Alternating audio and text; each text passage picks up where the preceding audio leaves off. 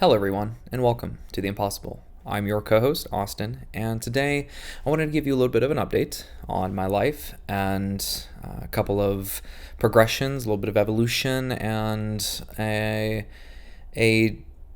movement in direction in terms of being able to add something in the realm of service to others and how I can do that a bit more directly and hands-on. So, firstly, I wanted to share that a couple months ago, I had my test done, CT scan done, and this would have been the end of May, I believe, so almost 2 months now. That I had a CT scan done of obviously the entire body, but obviously we're looking here. We're looking right supraclavicular, and just to make sure that nothing funky is going on, and getting some blood work done as well. And yeah, blood work, scans, and then of course my follow-up with my oncologist.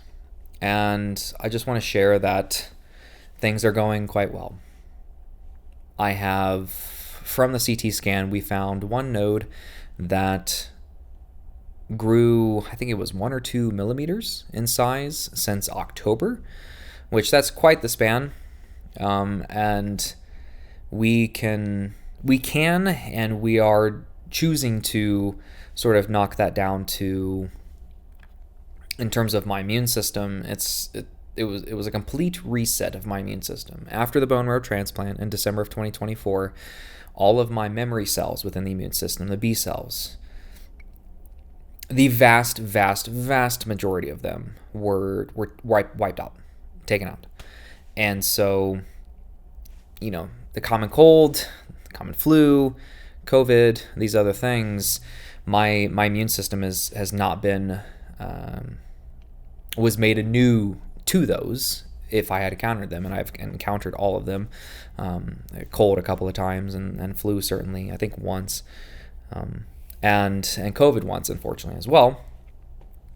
And that has given my immune system something to go off of, but that, as well as allergies that I have to just, airborne allergies, grasses, pollens, weeds, stuff like that, weeds, and tree pollen, and unfortunately some wildfire smoke as well. My immune system is going through a lot, is what I'm trying to say. That's what I'm trying to spit out here, is that my immune system is going through a lot, and has gone through a lot, is going through a lot, and will continue to have to deal with that, unfortunately. But we can attest that node, in terms of its mild growth, we can put that onto the record of saying it's probably because of this. And we have a lot of confidence in that just because it's in the millimeters still and not the centimeters. Whereas when I was diagnosed and in my relapses, we were looking at nodes in the centimeters of size. So things are looking good. The blood work came back fantastic. Monocytes down, lymphocytes I think slightly up, but I think that's good. Correct me if I'm wrong, but I believe that it wasn't elevated, which is that not being elevated is good, but it was at a very good number within a very good range, is what I'm trying to say. Red blood cells great. White blood cell count was fantastic. It was like 5 or 6, and then whatever that volume marking is specifically for that. And so things are looking fantastic. My glucose has come down a lot just with eating better and getting a lot of exercise in, but also because I'm not going through chemo. Through the different chemotherapeutic regimens, I unfortunately was experiencing a lot of issues with my glucose in terms of it spiking and elevating just merely waking up and living without having food in the morning, without with fasting.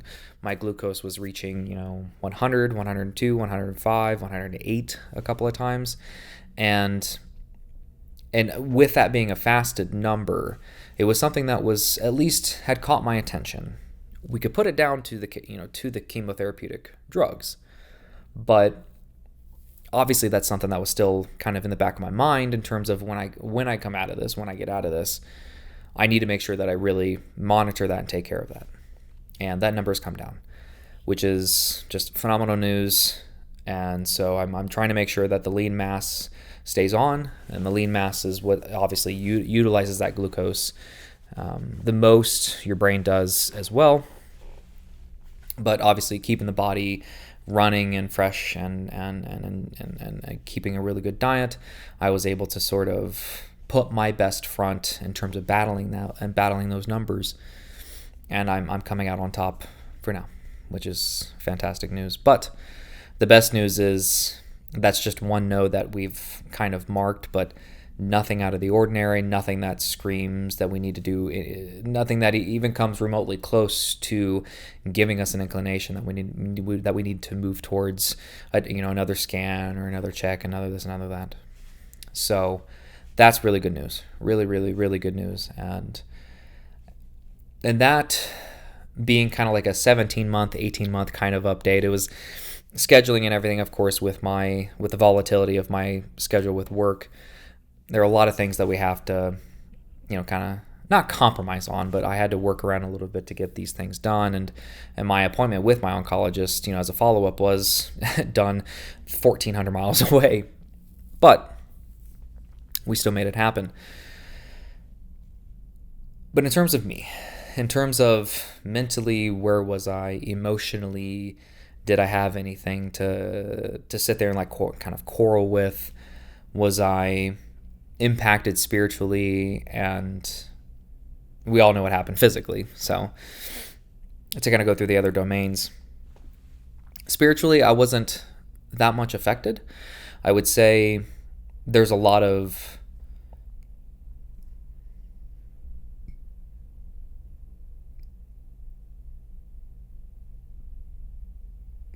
spiritual impact that this journey has had on me, quite the amount, and I intend on sharing that with you very soon in a different format. But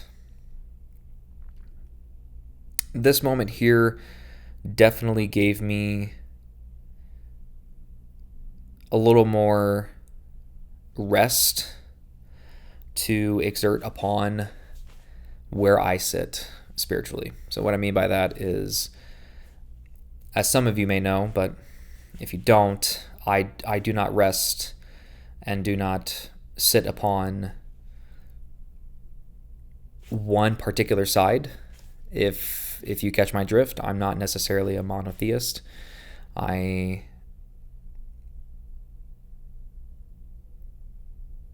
place myself within being thankful for what a society like this has done for me. I live in America. It's just the way that things are going, how it's statued, how it's stable, the foundation itself, based upon Western culture and as a Western society, and I am very, very grateful for that. But for me at the moment, when it comes to spirituality, and especially through the years of cancer treatment, it is not a priority for me at the moment, it is not a priority for me to sit here and be on the search and the quest to find my potentially one, religion or one ideal or a polytheistic ideal. It is my concern at the moment to be the best me, to be the most educated, and to be the most grateful version of me, to help as many of you as I possibly can. That is my priority at the moment. Do I find myself having moments, and throughout the future will I see that priority will I see that pursuit come up, climb up the ladder in terms of prioritization? Yes, absolutely. Spirituality and religions and ideas like that are it's a topic that has been very, very, very close to my heart. It's something that's weighed on me heavily over my 31 years, on this beautiful planet, which you're seeing from that shot. Definitely not from this shot. This shot here, just pretty much a blank wall behind me, but it's a beautiful, beautiful backdrop that I have behind me. And so, spiritually, at the moment, I have found myself not being, shaken too much, or really at all, especially since the bone marrow transplant. I would say that there's been a lot of sort of evolution and transformation and transcendence.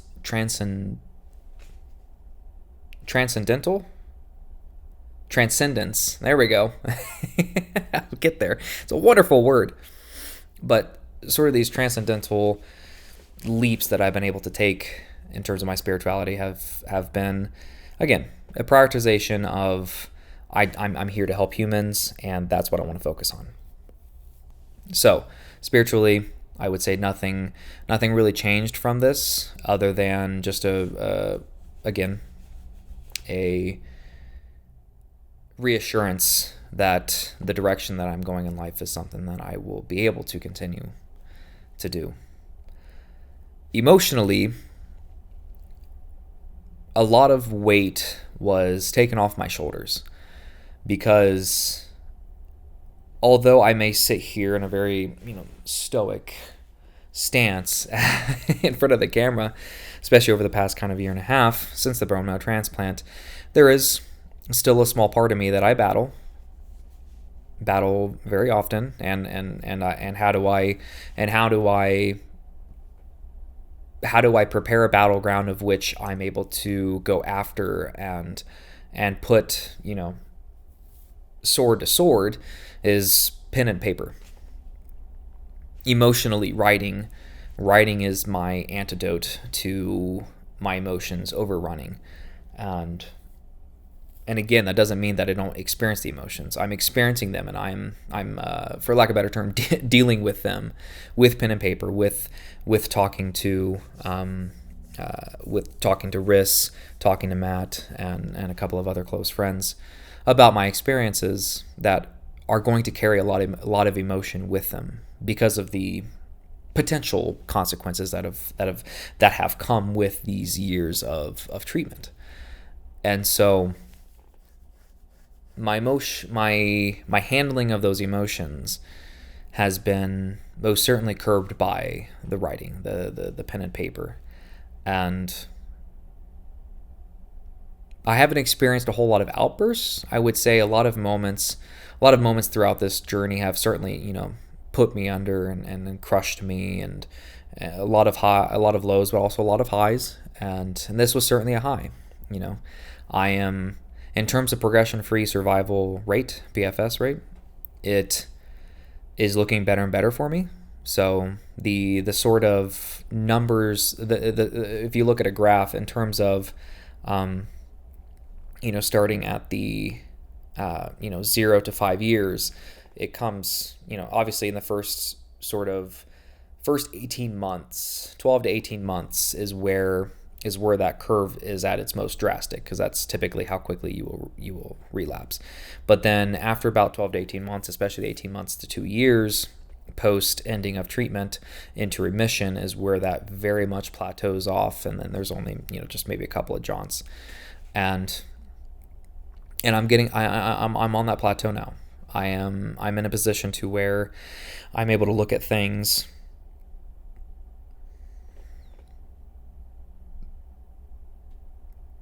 in terms of the future. I'm able to look at things with a bit more of a brighter outlook, more of a brighter view, more of a intentful outlook, and I have a lot of plans. I have a lot of great, wonderful plans ahead of my life, things of which have been, in my mind, stripped from me, the opportunities at least. And that's something that I take very, very seriously. Those potentials being threatened. And now that they are potentials of which I'm able to plan for is an absolutely incredible thing that I'm extremely grateful for. And I do not take that for granted. So emotionally, I've been able, nothing was, again, I wasn't shaken too hard by this. It was merely getting over a hurdle that required a lot of patience, but ultimately did not send me into any sort of spiral. And not that it needed to, but I would say it was definitely high, and it was definitely an emotional peak of which I was able to sit at for a moment and be thankful that I'd given myself the opportunity to get to that peak of that mountain in terms of emotionality, and to sit there and enjoy the view, even if it's for a moment. And then mentally,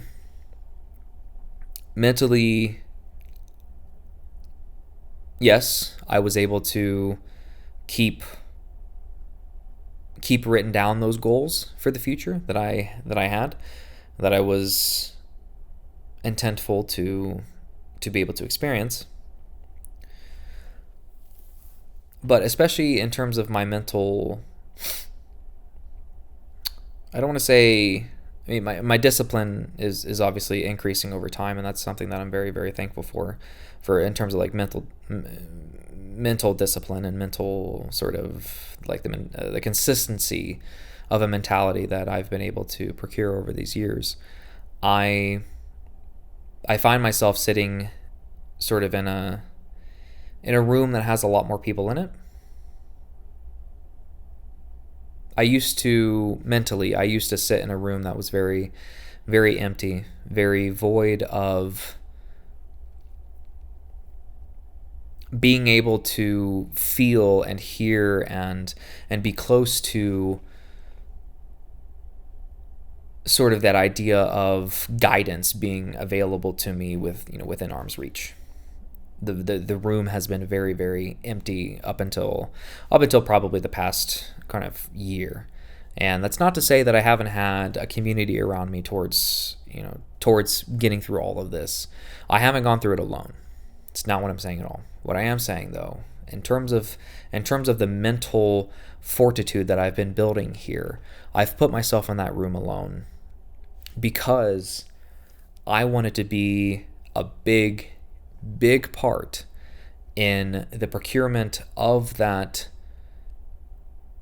those ideals and principles of guiding principles, I suppose, from those around me. I wanted to make sure that I had full control as to who, not a specific person, but who in terms of like what this person means to me, what that person means to me in terms of guidance, through life. Like, I wanted to make sure that I was absolutely in control of who I was placing in that room. So I have this person here, which represents the idea of consistency. And then I have this person here that sort of resembles the idea of consistency, discipline, action, thoughtfulness, planning, the ability to plan ahead. And so when I sit there in that room now, it's no longer empty. It is, as I will discuss in the future, it was a publishing problem, not a generation of content problem. I had an issue of not necessarily, it wasn't a lack of content. It wasn't a lack of what and who I could put there in each of these spots. It was the fact that I found myself, again, up until the bone marrow transplant and post, I found it ridiculous of me to sit here and ask for those things without placing anybody there to really test those theories out. I tested it in my mind, but I didn't put pen to paper. I didn't put paper and a plan into action, and to test that, to experiment with that. That's what I was lacking, was the publishing. It was not the generation of content. I had plenty of ideas, and I had plenty of ideas, plenty of ideals, and plenty of people to be able to put within those different spots. But it was very, very difficult for me to be able to sit there and go, okay, well, let's execute this, and let's plan that, and then let's put some action to that, and then test that. Like, I wasn't testing. I wasn't publishing the content to see how it would do in the water, see how it would do, out in the real world. And that was, it was a relief for me to allow myself that opportunity to perform those experiments. That was a very big change that I got to experience.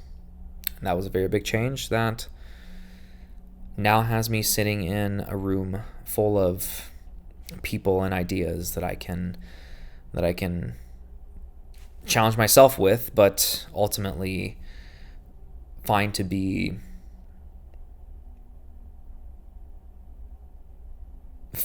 stable enough as I evolve, stable enough for me to be able to rely upon. And that is something that is extremely key, that only through the experimentation, only through the fire, through the forge of which you are constantly shaping those ideas, can they build some type of form that is going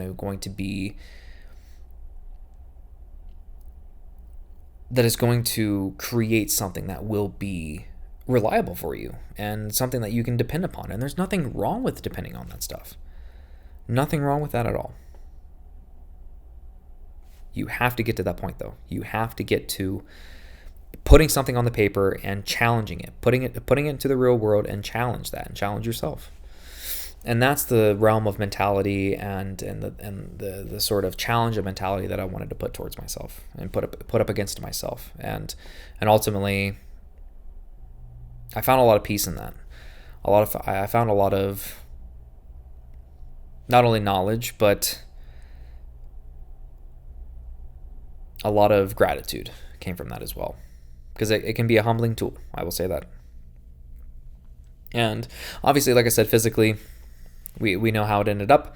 I've continuously gone down the path of keeping myself and getting myself in a better shape. I know that my delts in the moment may not be huge and my arms may not be huge, but I'm getting into a much better, what can I say? I'm getting into much better shape, if that makes sense. No, I am. I've put myself in a position of training very often, eating really well, eating in a slight deficit, and so I'm slowly losing. I wouldn't say building up too much muscle mass. I'm building up a little bit of lean muscle mass, but I'm also reducing the amount of fat.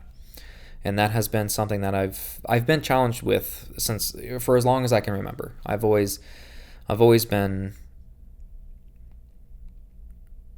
I was the chubby kid growing up, and I've always had fat, just in pockets of which, genetically those are going to be the predisposed positions of which the fat goes to. And that's something that I can't battle, but I can do my best to at least put myself in the condition and in the position of where can I go in terms of that peak fitness for me. And that journey I've finally taken serious over the past, I'd say, 8 months now. And that has been an extremely, not only gratifying, but that's also been a very humbling experience for me, has been that challenge of what can consistency and discipline do for me if I finally embrace them and really put myself to the fire, hold myself to the fire. What can be forged from that? And with the full marathon coming up October 18th or 19th, 18th, I believe, for the Nationwide Children's Hospital Columbus Marathon, and also just future aspirations of getting back into powerlifting, and not to pursue any goals or anything like that. Any records or anything like that. I'm merely going to be competing with myself and having fun. I really do miss those events, getting onto that platform in front of people who just cheer you on for trying. If you get the lift, great.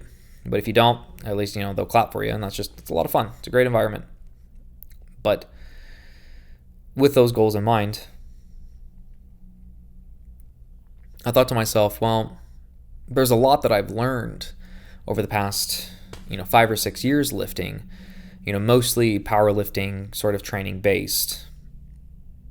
And then in this, what was it, late spring, early summer of 2024, before my bone marrow transplant relapse, I realized that the powerlifting training aspect was taking its toll on my immune system and also my CNS. And I wanted to give myself a little bit of a break in terms of just that brute impact on your CNS, especially with only working fast twitch fibers and looking for explosiveness, with every single lift. I wanted to get into the realm of having been forced to listen to my body health-wise for cancer treatments. I wanted to be more in tune with my body when it came to training. And not that I was ignoring it during powerlifting training, but in terms of the training itself, pre, during, and post, when it comes to hypertrophy, it was something that I found and quickly found to be extremely alluring of that type of training, of the being in control of the weight of which I am, pushing or pulling or lifting. And it became very, very fulfilling for me. Right? Rapidly, it became fulfilling for me to be in control of the weight, be in control of my body, and to be able to listen to my body during it, and then to be able to come back, the next day if I wanted to, or give myself a rest day, but to be able to come back and not, because with the powerlifting training. And I was most likely doing something or a few things not in the best of way. And that's, you live and you learn. I don't know. But it was always very difficult for me to try to recover from that, especially after I went through a few rounds of treatment. But then with hypertrophy, I was coming back feeling fantastic. I wasn't just grinding down my CNS. My immune system was able to recover.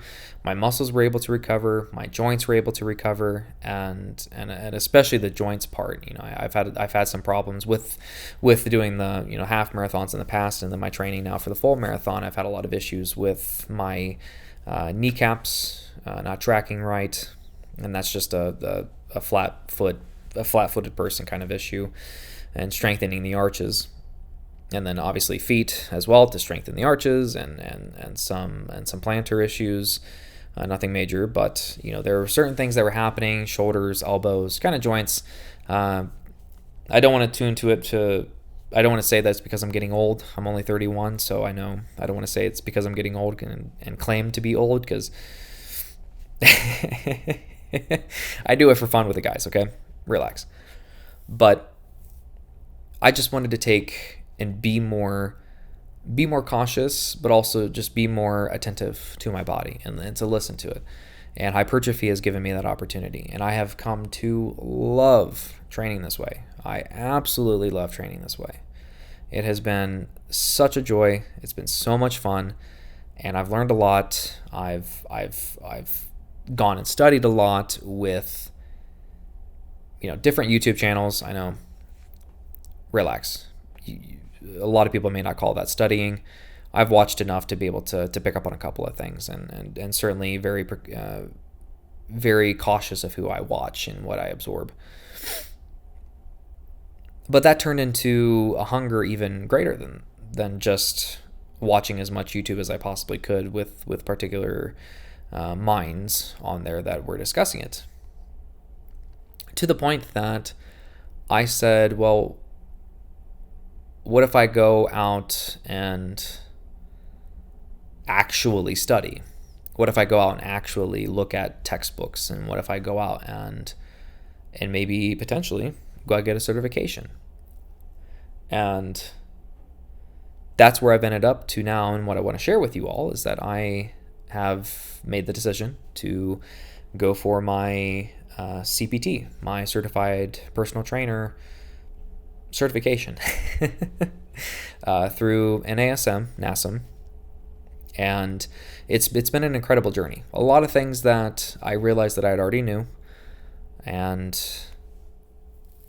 that's been a lot of fun to see. Like, oh yeah, I already knew that, or I knew this, I knew that, and that's, oh well, that aligns with this, that aligns with that. I've trained that way, I've trained this way, and I've done this and I've done that, and that's been a lot of fun. But there have been a lot of things that I did not know, a lot of perspectives of which I did not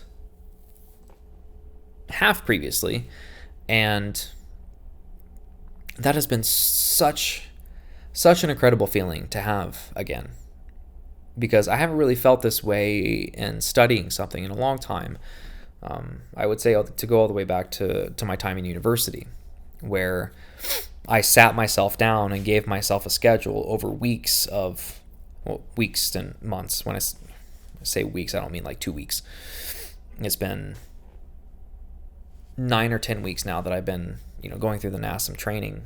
Just the CPT training, I have like 3 or 4 more modules that I have to go through for, not that I have to, that I've chosen to, CNC, Certified Nutrition Coach, and then it's a certification in some type of recovery, like injury, or just general like muscle or like muscle injuries, just general issues, not like a PT, not on that level, nor will I sit here and claim to be of that level. Merely, if you're coming back from an injury and you've gone through PT and you've been able to do this, I will be able to kind of take over those reins to kind of help you, get, after those first few stages of recovery. That piece is going to be huge as well. And then there's going to be a lot in there that I think there will be more in the CNC that I'm not going to know already versus the CPT, just because I've been a lot more focused on training, I would say, for longer. I have been very focused on my diet for the past, kind of 3 to 4 years, obviously with the cancer treatments, but it was more of, for the first year or two, I was just kind of told what to consume. And I didn't have the time nor the motivation I had the time. I did have the time. I'll correct that. I didn't have the motivation to go out and actually study as to why I was consuming this, why I was consuming that. I knew protein was good to have for the lean muscle, trying to keep on lean muscle as I was going through chemo, and carbohydrates were fuel, and fats help the hormones and all of that stuff. But it was nothing that I had gone down to the granular level in order to, I never got down to the granular level in consuming that information as to why I was doing it. So, but, I just noticed that. But I am on the way to becoming a certified personal trainer. And this is something that I had thought for quite some time on. I've been through a couple of coaches, and I've been able to pick out things that I loved, that I enjoyed, pick out things that I didn't enjoy, or just I wanted to have a major, or to perform a major tweak on. And then also within the realm of having, 3 to 4 years of powerlifting experience, and then to now kind of a year and a half, I would say, year and a half of hypertrophy training under my belt as well. And not an expert in either of those things. That's not what I'm saying. But what I am saying is that I have enough experience, and now I'm gathering the knowledge as to, why I'm doing what I'm doing, and how to do it, and how to improve upon doing it, and what this means and what that means. With having that knowledge come in, I am excited to try to help others. I've already helped a few individuals that are very close to me in my life, and doing so, actively, and it's been a lot of fun. But there's also been a lot of learning to it as well. Huge learning curve, being kind of taking on that responsibility voluntarily, but having that responsibility, it does weigh a lot.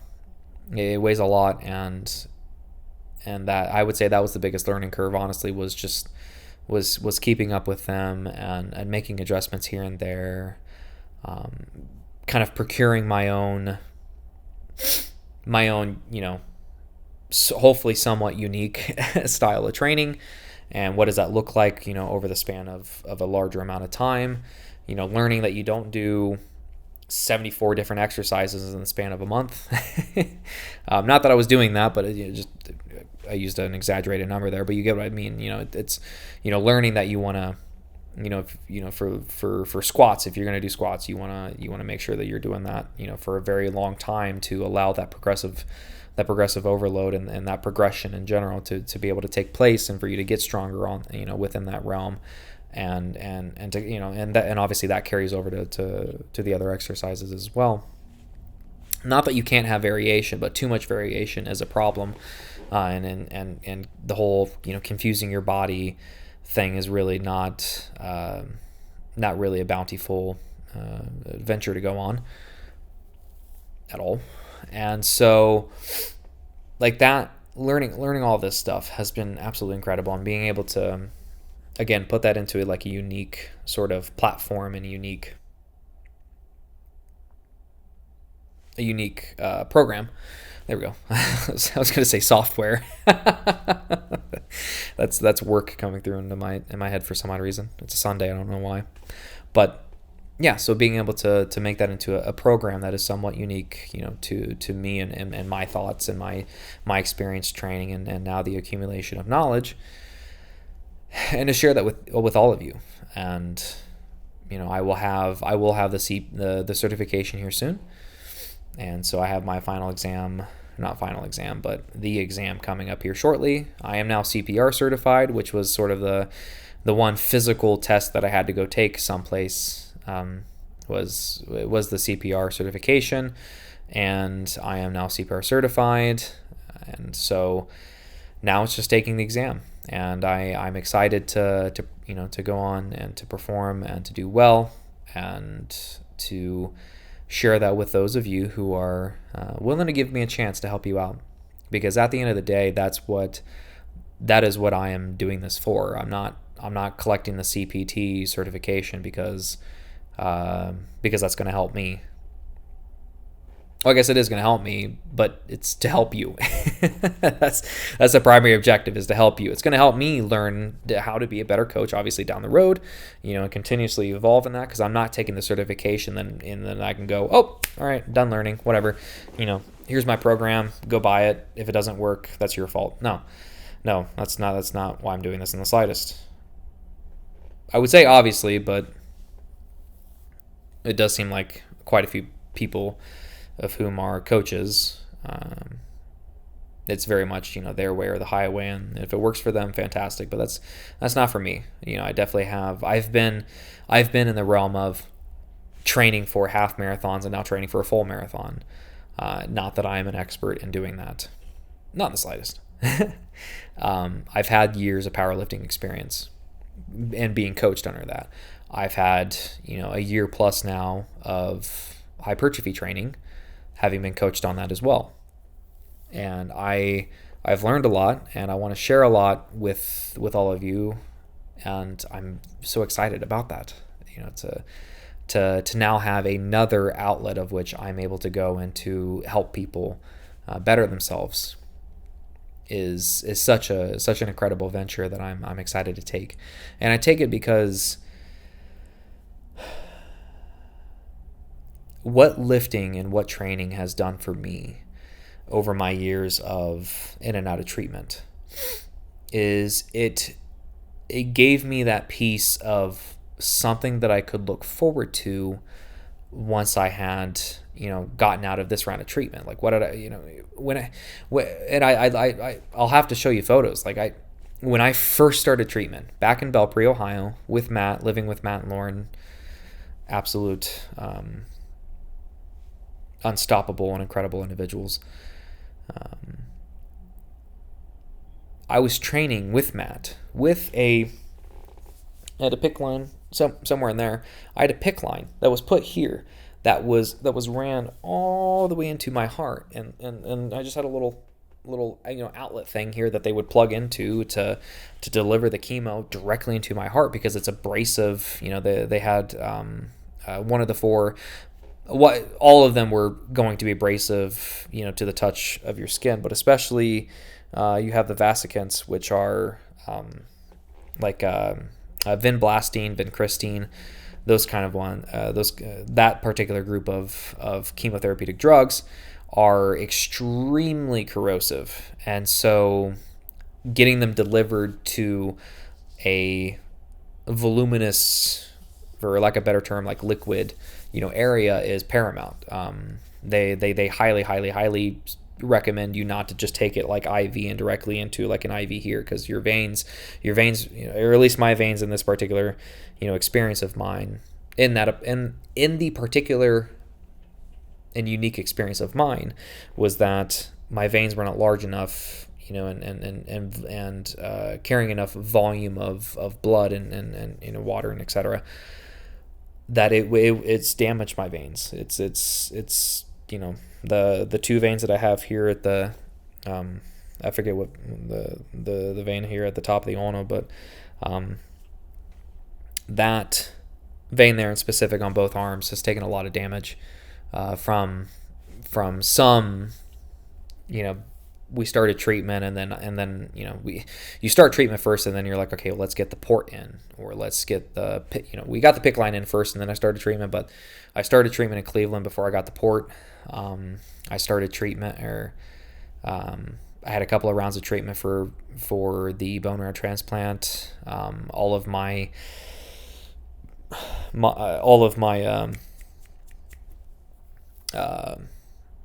for my relapse down in Houston, everything was delivered to me IV, and then for the bone marrow transplant, the preparatory treatment was given to me via IV, and then I had the three-headed thing coming out of my chest here, and so I don't even know where I was. What was I talking about?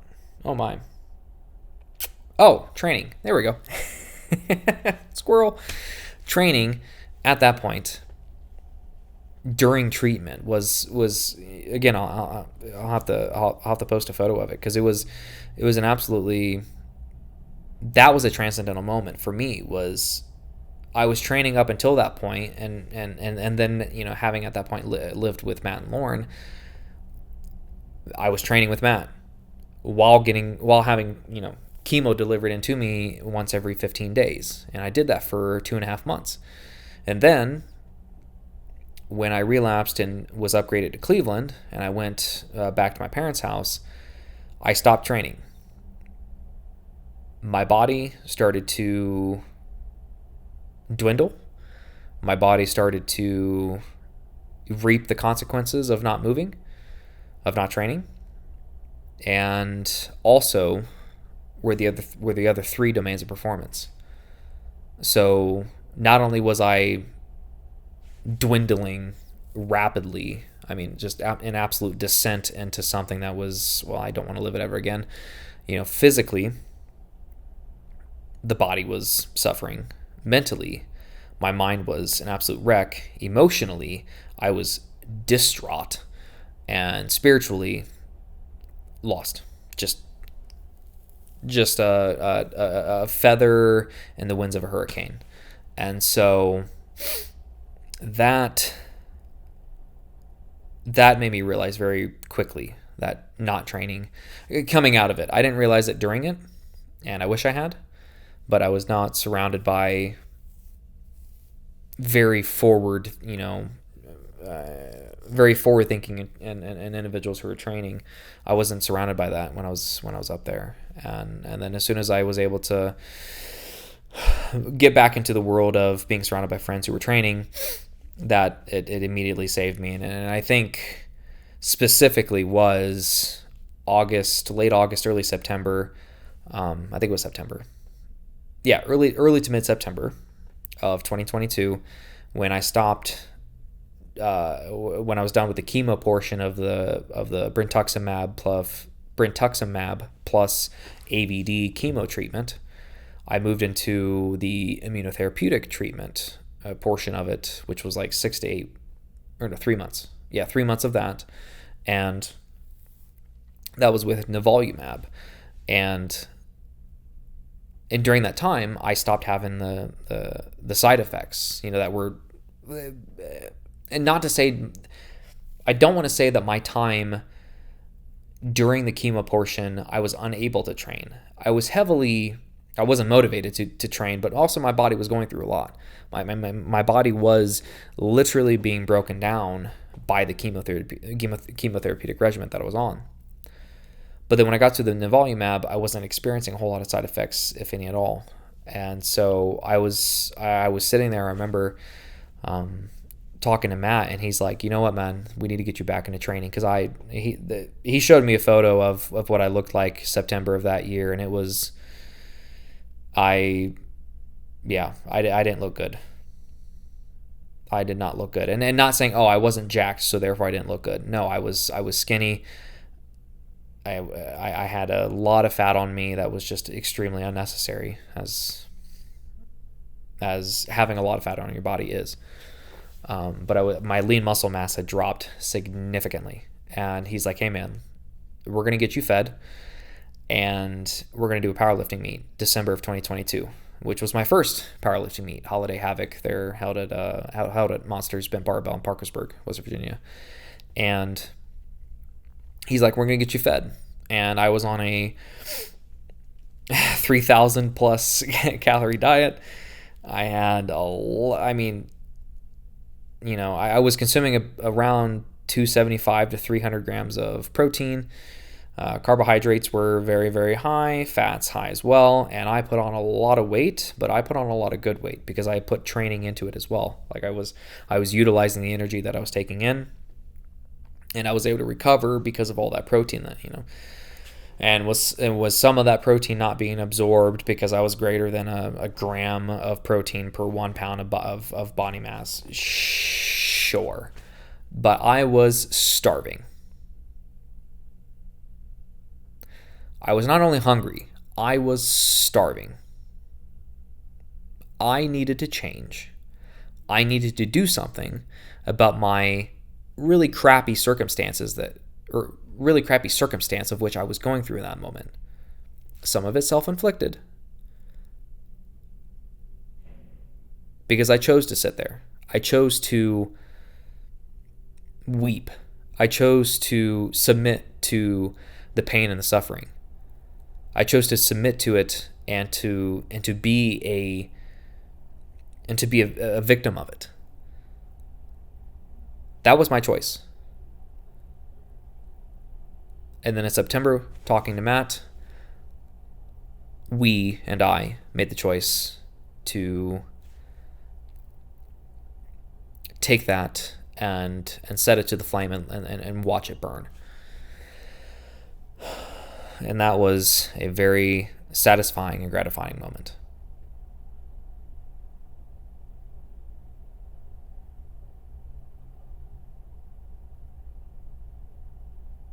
That is what training did for me. It with some other factors saved my life. It did. And I'm not saying that to be cliche. That's why I just hesitated there before I actually said it, because I was like, I was realizing in the moment what saying that may sound like to some of your internal blenders, which we all have. Fun fact. Upon other factors, the community that I had, enjoying just living again, enjoying the opportunity of having a tomorrow, but training was a part of that, enjoying the potentials of what tomorrow held, training being a very huge part of that gave me purpose. It gave me purpose to look forward to tomorrow, to be able to, to get to do this. I look forward to going to a deadlift session. I wanted to do the heavy deadlift session. I wanted to do the heavy bench. I wanted to do the heavy squat. I just wanted to get there. I wanted to go into the training room and just train. It was not only a moment for me to get into there and to get stronger, but it was very cathartic and shedding all of that absolute pain and suffering that I went through in the past, at that point, 8 or 9 months. And that upon many other reasons, but that mostly, that turning point, that September to December of 2022 is the reason why training means so much to me. Weightlifting, resistance training means so much to me. It is a very important, it is a vital part of my life now. Something I always look forward to. Always look forward to. Are there days that I look at myself in the mirror and go, man, I'm either sore or the motivation is not there to get to it. That does not, that feeling does not have nor hold a place in me anymore. So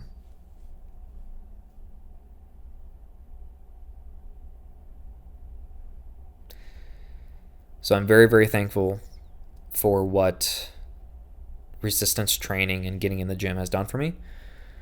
And that love, that passion, that education of discipline and consistency, something that I am going to continuously evolve in. And that's kind of the part of living life, is to continuously learn. If you stop learning, you stop having fun. And that's ridiculous. A ridiculous notion. And so I'm excited to share that experience and to share that passion, to share that drive and willingness to better yourself. I can't wait to share that with whomever is willing to give me the opportunity. And I'm very, very thankful for those opportunities. I want to help you get better, and I want you to realize your potential.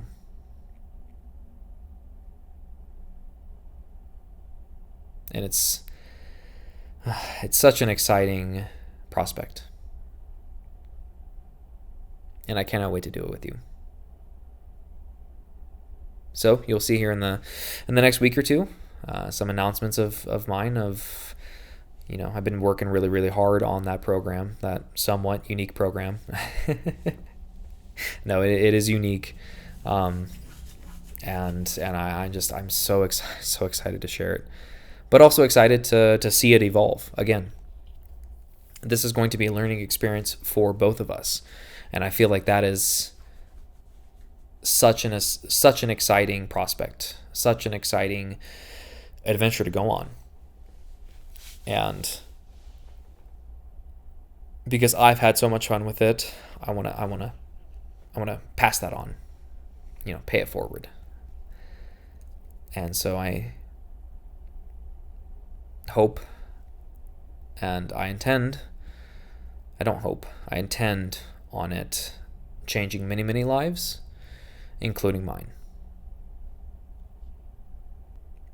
And the great thing to segue into is that along with that coaching, we're going to be able to do it on an app. We're going to be able to communicate on this app. We're going to be able to work together with this app. I will be able to schedule everything for you. Sets, reps, weight, notes. I will be able to respond to what you've done in a session. You'll be able to modify what you've done in that session, depending on the availability of the machines. You will be able to give me notes back. We'll be able to communicate those notes. you will have a guide upon, and it's something that we're working on. And if you have a question about a particular exercise, we have demonstrations of those exercises in there, and we're continuing to build that library. You'll be able to track your nutrition. You'll be able to track your mentality, your emotionality, and your spirituality on this app as well. Spirituality, you'll be able to write down what you're thankful for, what you're grateful for, and where you intend on going. Emotionally, you'll be able to note and journal what's been going through your mind, what emotions you've been feeling of late, and what you could work on. Mentally, how much dedication are you actually exerting? How much dedication do you want to exert down the road? What has discipline been like for you, and what does it mean to you? And ultimately having that opportunity to journal through all four of them, including the physical side. But through our four domains, you're able to really not only track, you could write that down on pen and paper, but there's a lot of power that sits within the app to keep you, what's that word? To keep you on track, to keep you held accountable. It's how much accountability goes into your specific routine is dependent upon you within the app. And coaches like myself will be utilizing that app to be able to be there to help you go through that. Whether it's harder times or absolutely brilliant times, we're going to be right there with you. And that connection, via the app, from human to human, is something that we're definitely promoting with our app. It's something that we're very, very proud to have been able to build and to be able to offer to you. And the app is coming very, very soon, very, very soon. A lot of testing has gone through that, and a lot of testing will continue to go through it again. But we're now getting into the finer details of really making it an extremely unique experience, and something that will that doesn't just look at something extremely physical. It's not just a training app. It's not just a nutrition tracking app. It is a 4-domain, total encompassing human tracker. It's tracking your progress in all realms of life, and that's something that we are so proud to be offering here soon for you, and hopefully you stay tuned with us and you're excited as we are to be able to experience that, because it really is the prospect of that app is absolutely immense, and it's coming together so well. Matt especially has been doing the grunt of work of it in terms of actually building the app itself. I've been a more part of, like, with a couple of clients, coaching through that app and testing this and testing that and fixing this and fixing that and improving upon this and offering that and adjusting that. Like, all of that has been an absolutely incredible experience. And again, just very, very grateful that we're going to be able to offer this to you guys. And it really is becoming an extremely unique experience, this app. Having not only Matt, but myself having experienced other applications of which are, kind of like fitness and nutrition tracking apps, we really do look forward to what this will offer to you and for you. And not only for you as a client, but for you coaches as well. It's going to be an absolutely incredible platform. I've had a lot of fun being able to experience that interaction of which I'm able to have with a client. How much control, or how much control I can implement for the person. How much guidance, in terms of guidance, not control as the guidance itself. Like, I can be extremely thorough with what I want what I want my client to do and to look for and all of that. But then also I can take a step back as well and say, okay, well, here's a leg day. Select from one of my pre-saved favorite leg days. So you can have a squat that has some really good barbell back squat that has some features for accessories, and then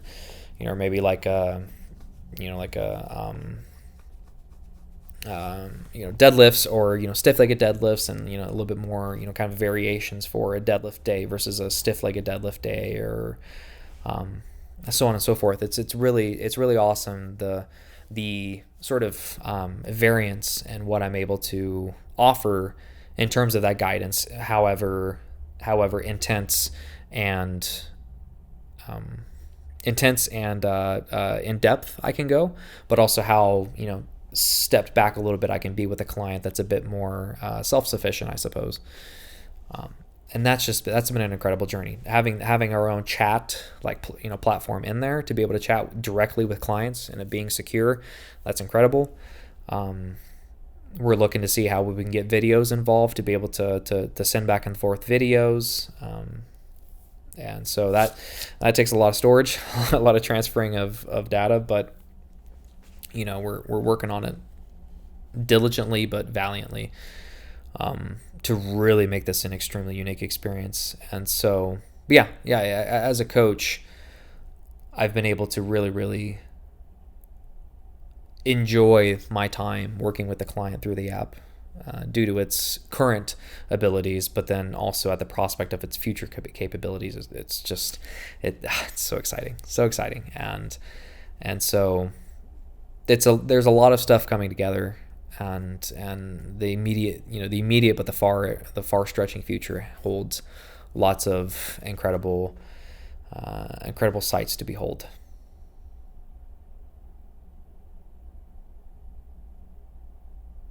So thank you for tuning in. Thank you for listening. I very much appreciate it. We very much appreciate it here at Impossible Performance.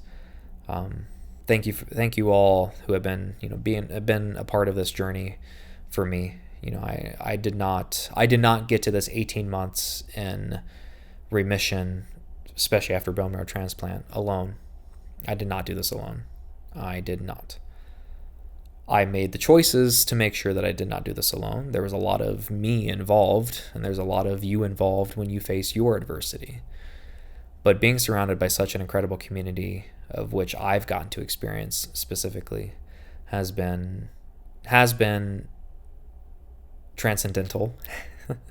But also it's the reason why that I'm sitting here talking to you right now, with living this life of which I've been able to live, and having the future prospect of which I'm able to look upon with a very, very big smile and a very warm heart. Because at the end of the day, we are striving to build a global culture of strength, fostering a spirit of growth in constant pursuit of the impossible. Take care, and as always, be impossible.